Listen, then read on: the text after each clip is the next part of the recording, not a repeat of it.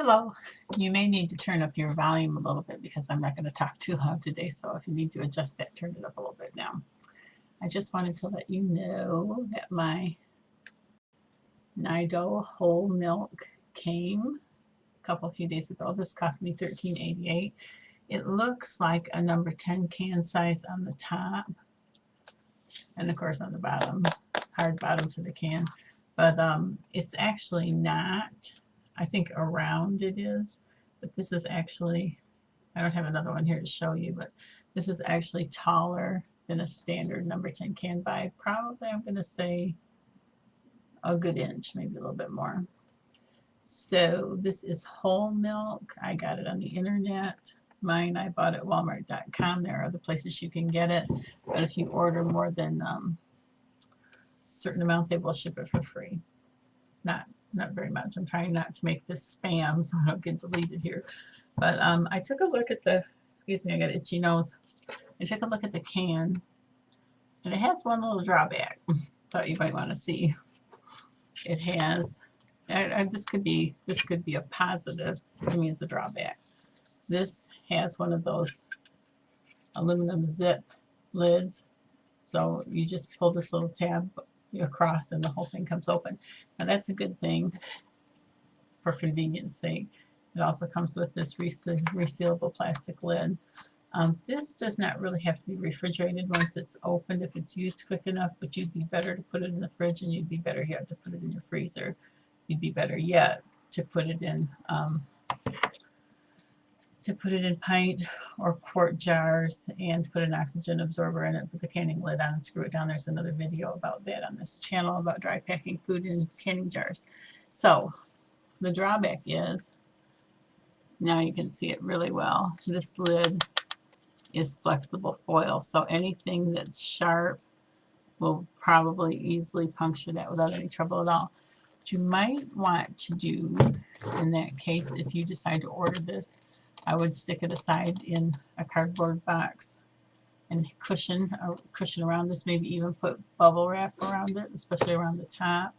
But I would find some kind of way to maybe cut an insert to lay on top of this, and then put the, you can't see it now, and put the plastic lid on top of that, and then maybe even put something else on top of the plastic lid and tape it around to protect it. I guess you don't have a real strong likelihood, but it seems like the unlikely things tend to happen sometimes. The other thing I took a look at here was it almost felt like it had a cardboard side. That's not a very good picture. It almost looked like it had a cardboard side to the can, and then I took the paper and peeled it back, and this is a metal-sided can. It is not a cardboard-sided can. So I would say, all in all, it's a very nice container. You just have to be a little careful with the top of it. It's taller than the number 10 can. It says that it has, see, I want my screensaver to go here. It says that it has, let's see, serving size, 4 tablespoons with a cup. Looks like 4 tablespoons. Yeah, that would be right. It's like a 1-to-4 ratio. So 4 tablespoons of the dry powder for 8 ounces of water. And this would be an awesome thing to have for a number of reasons. It says 160 calories in the cup. So I won't go into the rest because I think you can get the nutritional information. It has an 800 number on here. If I can read it. 1-800-258-6727.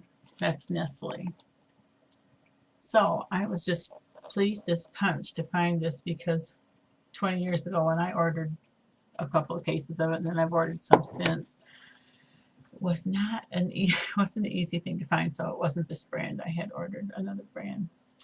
So that is what's cooking on this end of the line. I haven't been on YouTube in several days, about a week now, to make a video. We've kind of had things going on here, coming and going and so forth, but been kind of trying to keep an eye on the news, and there's so much going on, but they keep talking about Europe, and of course the stock market dropped over 200 and what was it, 40 some odd points on Friday. And that's making funny faces here. That's not a great big deal, but you know, they keep talking about the stability or the instability in England, not just England, all of the European Union. And they made a really interesting remark the other day that the German people were not too happy about trying to bail out the Greek people. The German people were working to pass somewhere past age 60 before they could get their retirement income, and the people in Greece were not. Just put it that way. The people in Greece were not, so they were not too happy about that. But I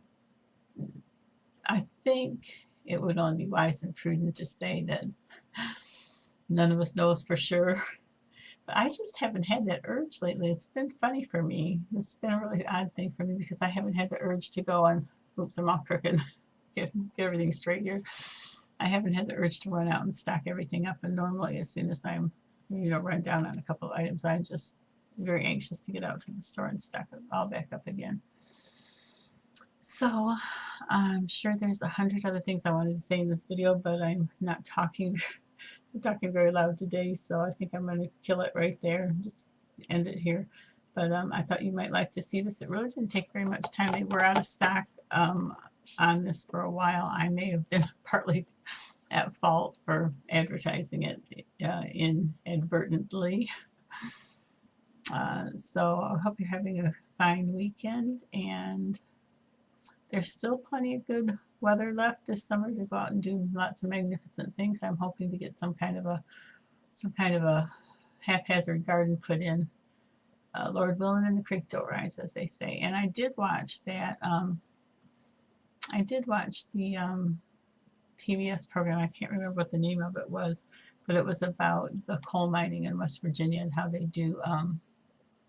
I think they call it mountaintop removal, where they just take the whole top of the mountain off, and they have to have a clean coal, so they have to go through this process to separate the impurities. And then it just talked about how basically they ground everything all up and just kind of dumped it and planted some grass seed and came back and planted trees, and that the wells were all